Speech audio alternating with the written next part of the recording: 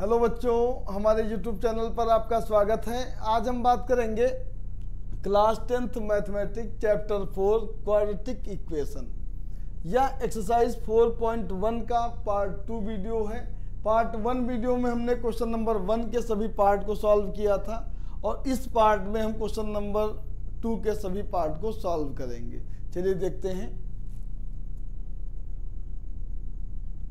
ये question number यहाँ पर क्वेश्चन नंबर 2 दे रखा है, represent the following situation in the form of quadratic equation. यहाँ पर क्या करना है, सबसे पहला काम क्या है कि जो भी कंडीशन आपकी दे रखा है इसको आपको क्या करना है, क्वाड्रेटिक इक्वेशन में रिप्रेजेंट करना है और उसके बाद इनका हमें सलूशन भी निकाल के देना है। तो यहाँ पहला क्वेश्चन दे रखा है, the area of rectangular plot is 520 metre 28 metre square. Question दे रखा है कि द एरिया मतलब कोई एक प्लॉट है, रेक्टेंगुलर प्लॉट है, उस प्लॉट का जो एरिया दे रखा है, मान लेते हैं एक रेक्टेंगुलर प्लॉट है, इस प्लॉट का जो टोटल एरिया है 528 मीटर स्क्वायर है।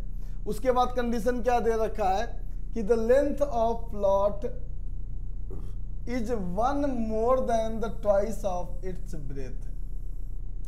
कंडीशन भी दे रखा है कि यहाँ पर बताया है कि जो लेंथ है इस प्लॉट की, जो हमने रेक्टेंगुलर प्लॉट बनाया है, इस रेक्टेंगुलर प्लॉट का की जो लेंथ है वो इसकी ब्रेथ से की ट्वाइस से एक ज़्यादा है।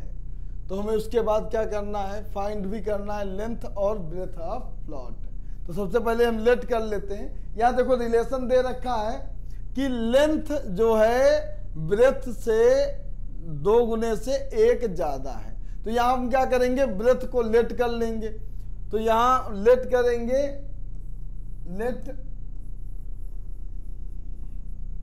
Breath of the plot be x. इसको हम क्या करेंगे, x मीटर लेट कर लेंगे। अगर ब्रेथ x मीटर हो जाएगी तो इसकी लेंथ जो हो जाएगी, लेंथ ऑफ प्लॉट हो जाएगा, क्योंकि यहां दे रखा है कि यह इसके 1 more than the twice of breadth, मतलब इस जो भी ब्रेथ है इसके ट्वाइस, मतलब इसके 2 गुने में 1 और प्लस कर दो। तो ये हो जाएगी इसकी लेंथ 2x + 1 मीटर। तो लेंथ आपकी जो L है वह हो जाएगी 2x + 1 मीटर और ब्रेथ हो जाएगी x मीटर। अब क्वेश्चन जो दे रखा है कि उसका एरिया जो है 528 मीटर है, हम उसका यूज करेंगे। यहाँ लिख दिया है अकॉर्डिंग टू क्वेश्चन कि एरिया ऑफ रेक्टेंगुलर प्लॉट क्या दे रखा है, 528 मीटर स्क्वायर। और हमको पता है कि एरिया ऑफ रेक्टेंगल जो होता है वो होता है लेंथ इंटू ब्रेथ होता है। तो यहाँ L इंटू बी जो है, चलिए यहाँ लिख देते हैं, L इंटू बी जो है वह इक्वल हो जाएगा 528 मीटर। अब इसके बाद L की वैल्यू रख देंगे। L क्या है, लेंथ की वैल्यू, और लेंथ की वैल्यू दे रखा है 2x + 1 और ब्रेथ दे रखा है आपका x। ये इक्वल है 528। x का मल्टीप्लाई कर देंगे तो आ जाएगा 2x² और x का 1 से मल्टीप्लाई करेंगे x ही आएगा। ये उस साइड में जाके माइनस हो जाएगा, 528 = 0 आ जाएगा। तो जो कंडीशन दे रखी थी उस कंडीशन को हमने सॉल्व किया तो हमें एक क्वाड्रेटिक इक्वेशन मिल गई है, 2x² + x - 528 = 0। मैंने बताया था ना कि जब भी क्वाड्रेटिक इक्वेशन मिल जाएगी आपको तो उसको 2 तरीके से आप सॉल्व कर सकते हैं, एक फैक्टराइजेशन मेथड और दूसरा होता है क्वाड्रेटिक फार्मूला। तो हम यहाँ पर इसको सॉल्व करेंगे फैक्टराइजेशन मेथड से। फैक्टराइजेशन मेथड क्या कहता है कि अगर एक्स स्क्वायर का कोई कोफिशिएंट है तो उसका आप 528 से मल्टीप्लाई कर लो। तो यहाँ मल्टीप्लाई करेंगे 528 का मल्टीप्लाई करेंगे 2 से, क्योंकि 2 एक्स स्क्वायर का कोफिशिएंट है, तो मल्टीप्लाई करेंगे 1056 आएगा। अब ये 1056 आ गया। तो यहाँ पर स्प्लिटिंग मिडिल टर्म से क्या करना है कि 1056 के ऐसे फैक्टर हमें निकालना है जिनको माइनस करने पर कितना आ जाए, 1 आ जाए। चलिए इनके बना लेते हैं, क्योंकि 1056 बड़ा नंबर है तो इसलिए इसके हम क्या करेंगे, प्राइम फैक्टर करेंगे। तो यहाँ लिख देते हैं 1058, 2 से करते हैं तो 5 आएगा, 2 2 जा 4, 2 9 जा 8, और ये आपका हो जाएगा 3 से करते हैं, 3 1 जा 3,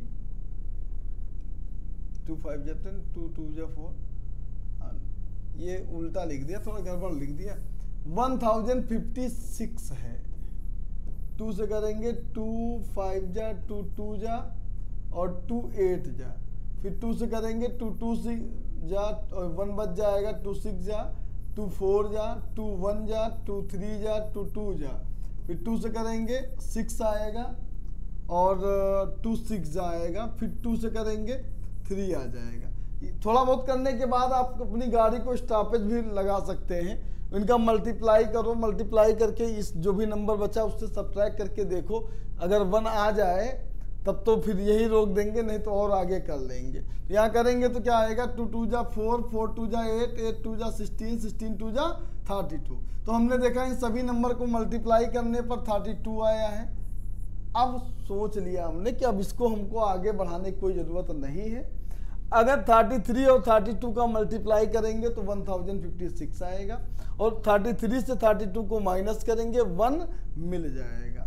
तो ये जो 1056 था उसके जो फैक्टर 2 हमें निकालना था वो 2 फैक्टर मिल गए, एक 33, दूसरा हो जाएगा 32। तो यहाँ लिखेंगे क्या, 2x स्क्वायर प्लस यहाँ लिख देंगे 33, क्योंकि यहाँ माइनस दिया इसलिए माइनस करेंगे, और आएगा 528 इक्वल टू 0। यहाँ पर हो जाएगा 2x स्क्वायर प्लस 33x हो जाएगा minus 32x minus 528 equal to हो जाएगा 0। अब हमें क्या करना है, इसके बाद थोड़ा सॉल्व कर लेना है। बाउंड्री लाइन खींच देते हैं।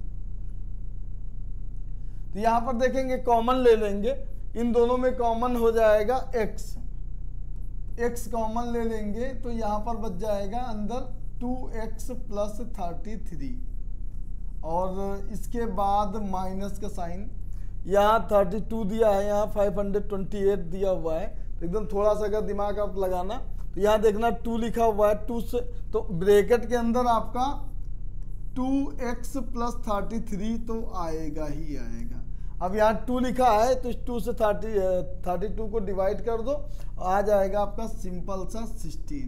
मतलब यहाँ से अगर 16 अगर आप कॉमन लेंगे तो ये ब्रैकेट में आएगा। तुमको पता है अगर आपके नंबर सही हैं तो जो ये ब्रैकेट में आया है वही दूसरे ब्रैकेट में आएगा, क्योंकि ये नंबर बड़ा है तो यहाँ सोचने में समय लगेगा कि आखिर यहाँ पर कॉमन कौन सा नंबर ले।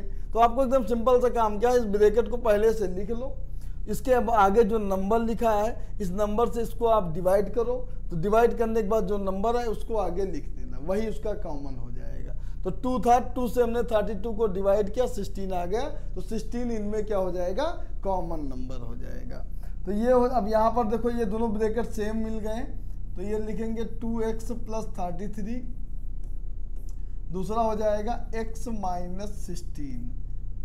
जब ये फैक्टर आपके मिल जाए तो इनसे हम क्या करेंगे, इनकी वैल्यू निकाल लेंगे। तो इनकी वैल्यू निकाल, अच्छा यहाँ पर इक्वल टू में 0 दे रखा है, तो एक वैल्यू को इक्वल टू 0 करेंगे, तो 2x प्लस 33 इक्वल टू 0 कर देंगे, तो 2x इक्वल टू आ जाएगा माइनस 33, तो x इक्वल टू आ जाएगा आपका माइनस 33/2 आ जाएगा। तो x की वैल्यू आ जाएगी ये माइनस 33/2, और ये जो वैल्यू हो जाएगी ये नेग्लिजिबल हो जाएगी, क्योंकि कोई भी लेंथ हो या ब्रेथ हो वह माइनस में नहीं होगी। तो ये क्या हो जाएगी, वैल्यू नेग्लिजिबल हो जाएगी। तो हम दूसरा चेक कर लेंगे। दूसरा दे रखा है x माइनस 16 इक्वल टू 0। तो यहाँ से x की वैल्यू निकाल लेंगे, ये 16 आ जाएगा। तो x की ये जो वैल्यू, ये पॉजिटिव वैल्यू मिल गई है, ये सही रहेगी। ये नेग्लिजिबल मतलब इसको नगर निकल लेंगे, नहीं मानेंगे। यही x की वैल्यू निकल आएगी। और x हमने क्या लेट किया था, ब्रेथ लेट किया था। तो लास्ट में आपको लिख देना है हेंस ब्रेथ हो जाएगा 16 मीटर हो जाएगा। और लेंथ जो हो जाएगा, लेंथ आपका था 2x + 1 था। तो यहाँ पर क्या लिखेंगे, 2 × 16 + 1, ये हो जाएगा 32 + 1 33 मीटर। तो इस तरह आपने सॉल्व कर लिया। सॉल्व करने पर आया लेंथ आपका 33 मीटर आ गया और ब्रेथ आ गया 16 मीटर। तो क्वेश्चन नंबर 2 का ये फर्स्ट पार्ट हो गया है कंप्लीट। चलिए इसके बाद करते हैं। यहाँ पर दे रखा है द प्रोडक्ट ऑफ 2 कंजिकेटिव, यहाँ पर ये इस नंबर पे ध्यान देना कि 2 कंजिकेटिव पॉजिटिव इंटीजर जो है, उन दो जो नंबर हैं उनका जो प्रोडक्ट है वह 306 है। तो हम बताइए आपको कि वह इंटीजर कौन से हैं। तो याद होगा, यहाँ पर लेट कर लेंगे 2 कंजिकेटिव पॉजिटिव इंटीजर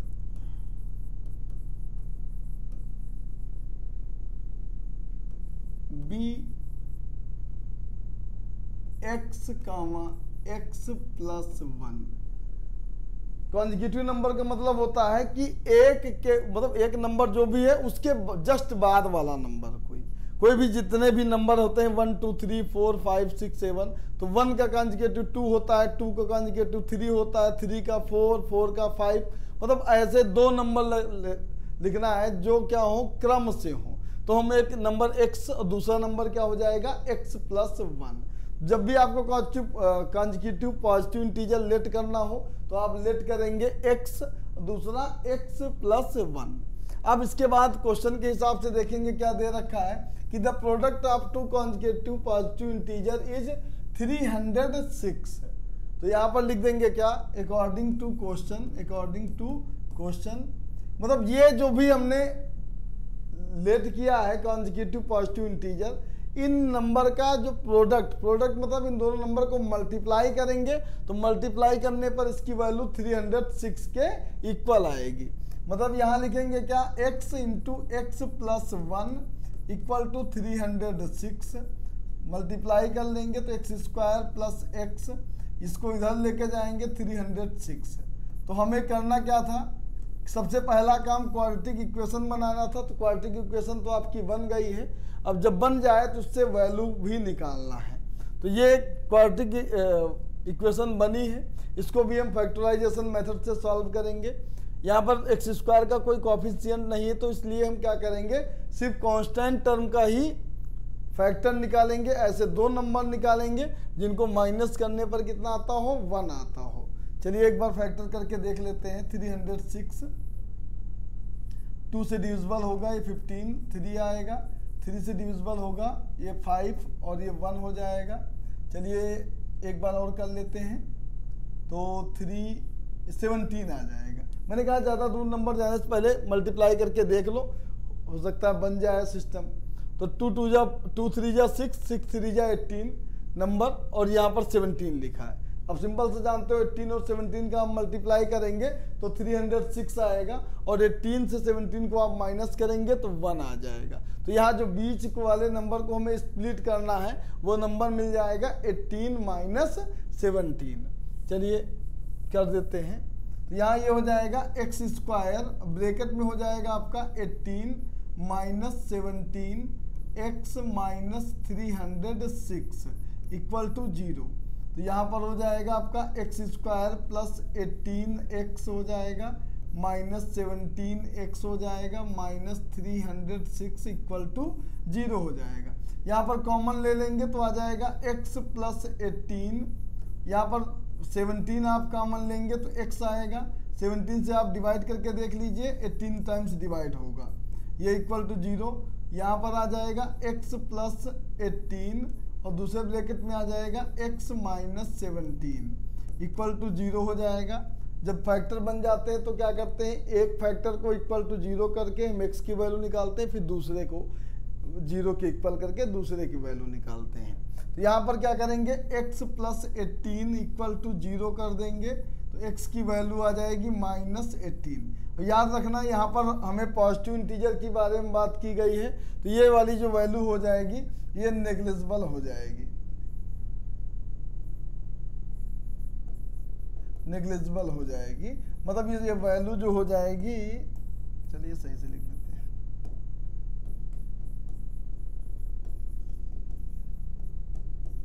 ये वैल्यू नेग्लिजिबल हो जाएगी, नगण्य हो जाएगी, क्योंकि हमें पॉजिटिव की वैल्यू से के बारे में पूछा है। देखो दिया हुआ है कि आपको पॉजिटिव इंटीजर निकालना है, तो ये माइनस की वैल्यू निकल के आई, ये नेग्लिजिबल हो जाएगी। दूसरा दे रखा है फैक्टर x माइनस 17, इसको इक्वल टू 0 करेंगे तो x की वैल्यू 17 प्लस में निकल के आई है, ये वैलिड वैल्यू रहेगी क्योंकि ये पॉजिटिव वैल्यू ही है, तो ये x की वैल्यू हो जाएगी आपकी 17। तो लास्ट में हम लिखेंगे देयरफॉर या हेंस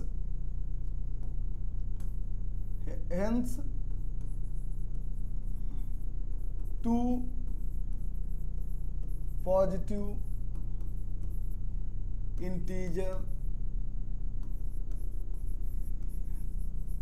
इक्वल टू हो जाएगा, एक x था तो x की जगह 17, दूसरा था 17 प्लस 1 तो हो जाएगा 17, 18, तो नंबर आपका हो जाएगा 17 और 18। इस तरह आपका सेकेंड पार्ट भी हो गया कंप्लीट। चलिए आगे अगले पार्ट को देखते हैं। थर्ड पार्ट दे रखा है कि Rohan's mother is 26 year older than him, मतलब यहाँ पर कंडीशन एज वाला क्वेश्चन दे रखा है, ये काफी इंपॉर्टेंट क्वेश्चन होता है, जो भी एज ग्रुप वाले क्वेश्चन होते हैं। तो यहाँ दे रखा कंडीशन दे रखा है कि रोहन की जो मम्मी है रोहन से 26 ईयर ओल्ड है, मतलब बड़ी हैं उनसे। अगर रोहन x ईयर का है तो उनकी मम्मी कितनी हो जाएंगी, x प्लस 26, क्योंकि उनकी मम्मी रोहन की एज से 26 ईयर ज़्यादा है। उसके बाद क्या कहा है कि the product of their edges 3 year from now will be 360। उसके बाद बताया कि जो भी प्रेजेंट में एज है उसके 3 साल बाद जो उनकी एज हो जाएगी, मतलब जो भी एज होगी उन दोनों की एज का अगर हम प्रोडक्ट करेंगे तो वह 360 के इक्वल होगी। तो हमें बताना है कि रोहन की प्रेजेंट एज क्या है। तो यहाँ लिख लेंगे क्या, let Rohan present age be x year. Let कर लिया कि रोहन की प्रेजेंट एज क्या है, x ईयर है, and Rohan's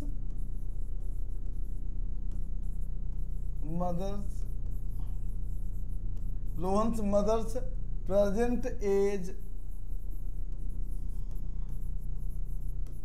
B x plus 26 year, क्योंकि रोहन की मम्मी रोहन से 26 साल ज़्यादा है, तो रोहन की एज में 26 क्या करेंगे, हम ऐड कर देंगे, ये मिल गया।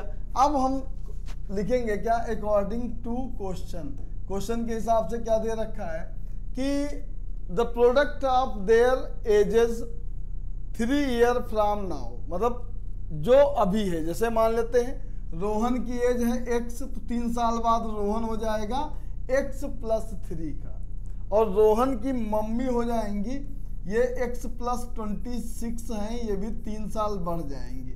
तो इन दोनों की एज का जो प्रोडक्ट, मतलब इन दोनों को मल्टीप्लाई कर दोगे तो यह इक्वल आ जाएगा 360 के। चलिए अब इनका मल्टीप्लाई कर लेते हैं। तो ये दे रखा है x प्लस 3 हो जाएगा, और यहाँ पर हो जाएगा x प्लस 26 में 3 ऐड करेंगे आ जाएगा 29 इक्वल टू 360। अब यहाँ मल्टीप्लाई कर लेंगे, तो मल्टीप्लाई करना क्या है, पहले वाले टर्म से आपको सभी टर्म से मल्टीप्लाई करना है। तो यहाँ करेंगे तो आ जाएगा एक्स स्क्वायर प्लस 29x, और ये x का 3 से करेंगे 3x हो जाएगा। 29 3 जा होता है 87, ये 360 को भी इधर ले आएंगे तो हो जाएगा माइनस 360 इक्वल टू हो जाएगा 0, इक्वल टू 0 हो जाएगा। तो ये हो जाएगा एक्स स्क्वायर प्लस 29 और 3 को ऐड कर दोगे तो आ जाएगा 32x, और इन दोनों को माइनस कर दो, 360 से 87 को माइनस कर दो, ये 3 आ जाएगा, ये 7 हो जाएगा और ये 2 आएगा, आ जाएगा 273, माइनस में आएगा 273 इक्वल टू 0। अब क्या करना है, वही काम स्प्लिटिंग मिडिल टर्म से इसको सॉल्व करेंगे। 273 के ऐसे फैक्टर करेंगे जिनको माइनस करने पर कितना है 32 आए। चलिए देखते हैं, 273 है, 3 9 जा 3 1 जा, सॉरी 3 1 जा 3 होता है, और फिर 7 से कर लेते हैं।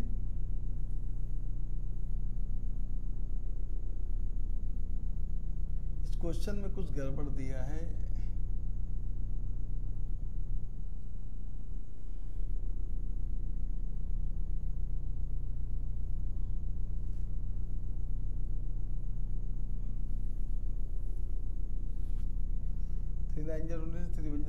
और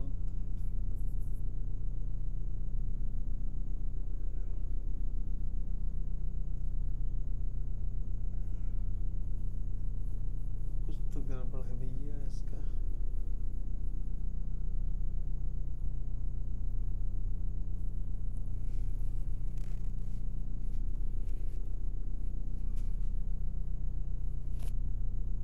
ठीक है, ये 13 1 जा 13 हो जाएगा, 13 माइनस 13 3 जा 39 होता है, 39 माइनस 7 कर देंगे आ जाएगा आपका 32।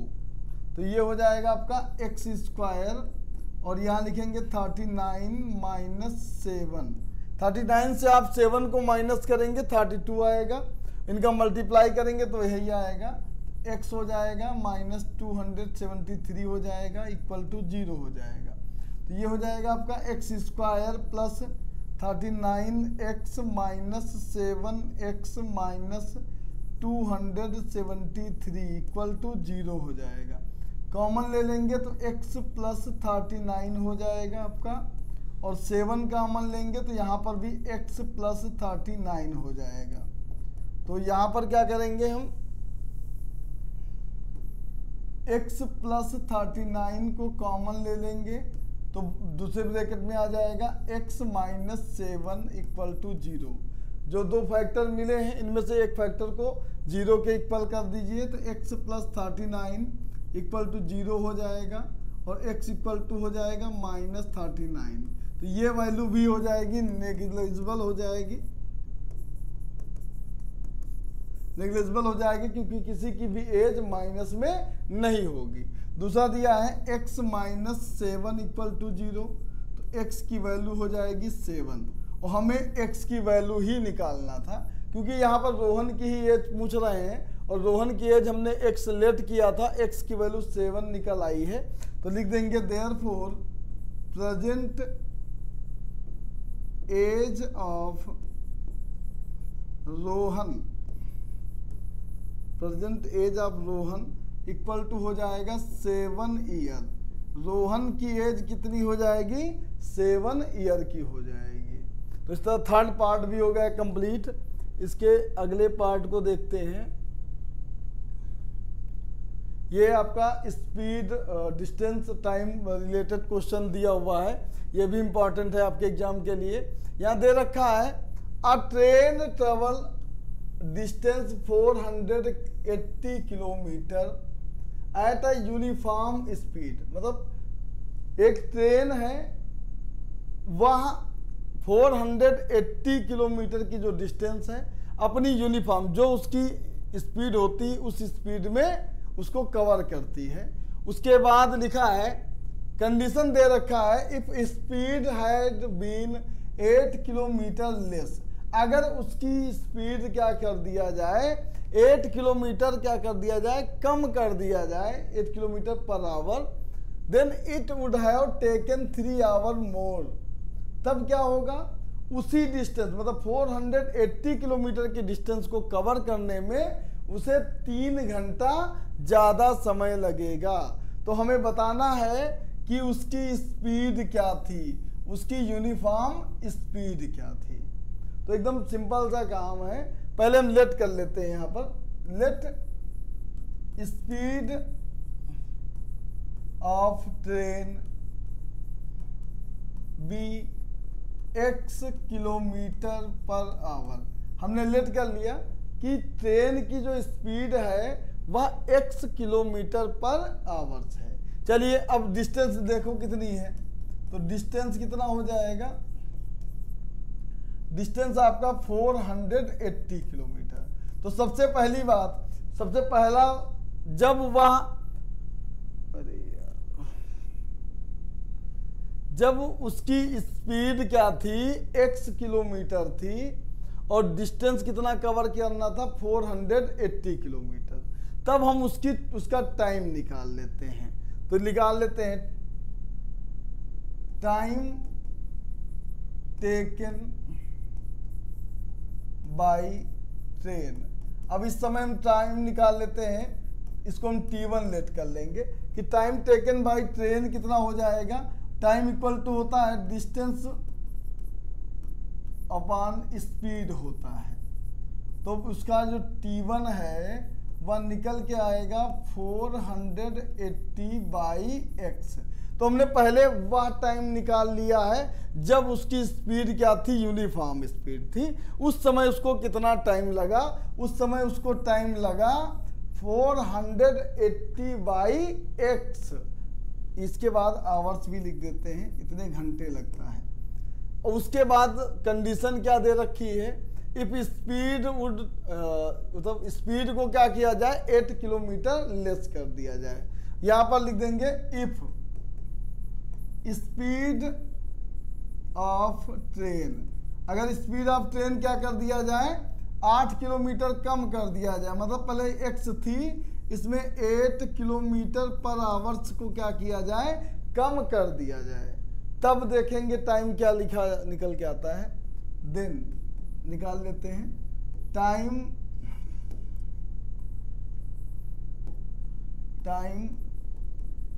Taken by train.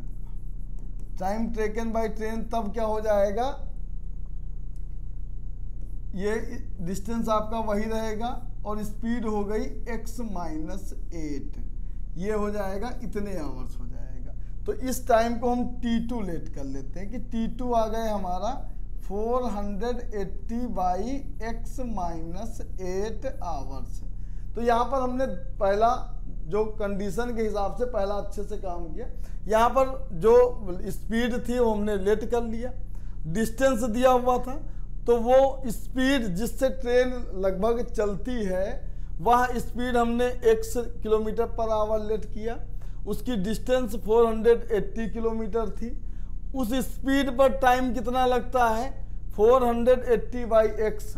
दूसरा इस जो क्वेश्चन के हिसाब से दे रखा था कि अगर स्पीड क्या किया जाए 8 किलोमीटर कम कर दिया जाए, हमने कम कर दिया। उसके बाद देखा टाइम कितना लगता है 480 बाई x माइनस 8। इसके बाद कंडीशन क्या दे रखी है, कंडीशन के हिसाब से दे रखा है कि जो पहले जो मतलब स्पीड कम किया गया तब क्या होता है ज़्यादा समय लगेगा। नॉर्मल सी बात जानते हैं, जब हमारी स्पीड कम होगी टाइम क्या होगा ज़्यादा लगेगा।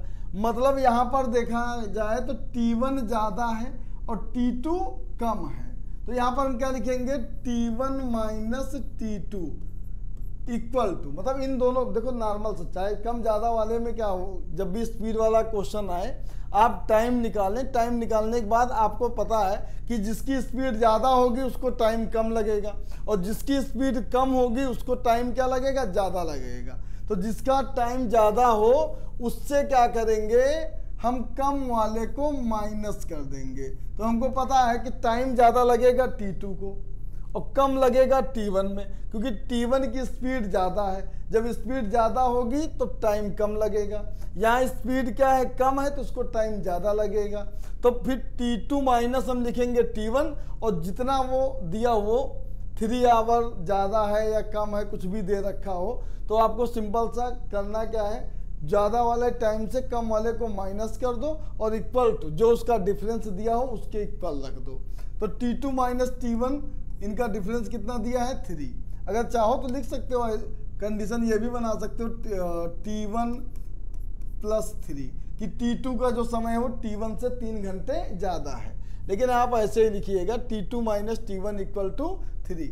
अब यहाँ पर क्या करेंगे, T2 की वैल्यू रखेंगे। T2 की वैल्यू है 480 और इसके अपान में लिखा हुआ है x माइनस 8 माइनस, और ये 480 बाई x इक्वल टू 3। चलिए इसको हम अगले पेज पर करते हैं। ये था, ये फिर से शुरुआत करते हैं। T2 minus T1 equal to दिया था 3 दिया था। T2 कितना था 480, इसके अपान में x माइनस 8। T1 कितना था 480 और इसके अपान में था x इक्वल टू हो जाएगा 3। अब यहाँ पर इन दोनों का हम लेंगे एलसीएम, तो एलसीएम हो जाएगा हमारा x माइनस 8 और हो जाएगा x। तो यहाँ दोनों नंबर अलग अलग हैं, तो इसका इधर मल्टीप्लाई कर दो, इसका इधर कर दो। तो x का हम इससे मल्टीप्लाई करेंगे तो हो जाएगा 480x माइनस इससे इसका मल्टीप्लाई करेंगे 480x हो जाएगा। ये माइनस का है, ये प्लस का है, तो माइनस का आएगा। जब इस माइनस वाले से माइनस 8 का मल्टीप्लाई करेंगे तो प्लस में आ जाएगा। 480 का 8 से मल्टीप्लाई करेंगे 0 आएगा। 8 8 जा 64, 8 4 जा होता है 32, 32 में 6 को ऐड कर देंगे तो आ जाएगा 38।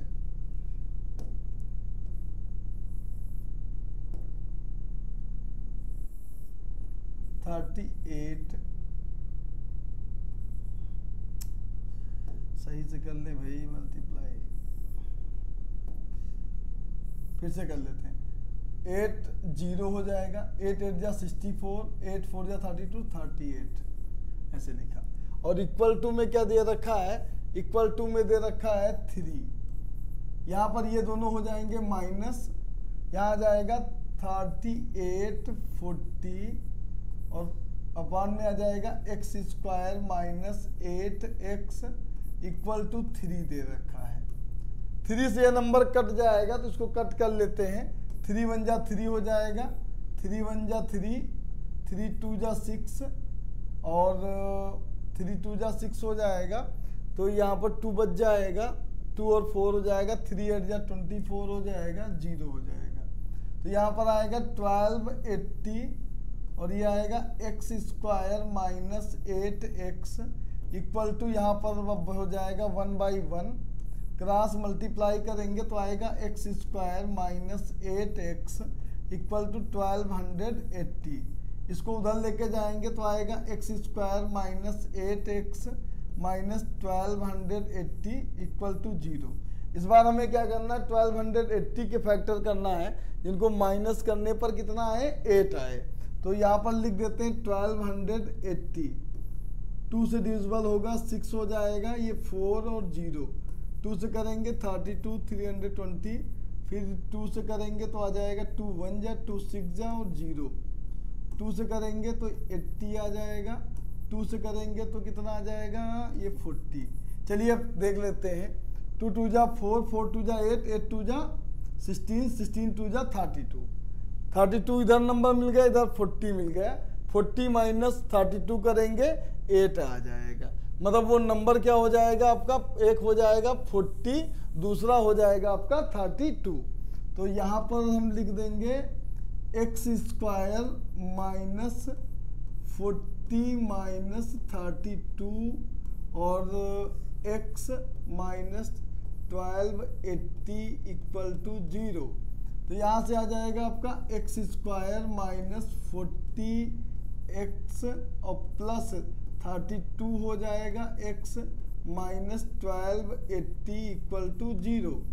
इन दोनों में कॉमन ले लेंगे तो आ जाएगा x माइनस 40 हो जाएगा, और यहाँ पर 32 को कॉमन ले लेंगे तो आ जाएगा x माइनस 40 हो जाएगा इक्वल टू 0 हो जाएगा।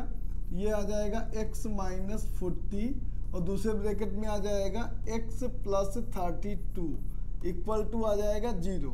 तो यहाँ से एक बार लिखेंगे क्या, x माइनस 40 को इक्वल टू 0 कर देंगे तो x की वैल्यू 40 आ जाएगी, पॉजिटिव वैल्यू है, ये सही रहेगी। दूसरी वैल्यू क्या है, x प्लस 32 इक्वल टू 0 करेंगे तो x की वैल्यू आ जाएगी माइनस 32। तो माइनस वाली वैल्यू क्या हो जाएगी, नेग्लिजिबल हो जाएगी, क्योंकि कोई भी स्पीड माइनस में नहीं होगी।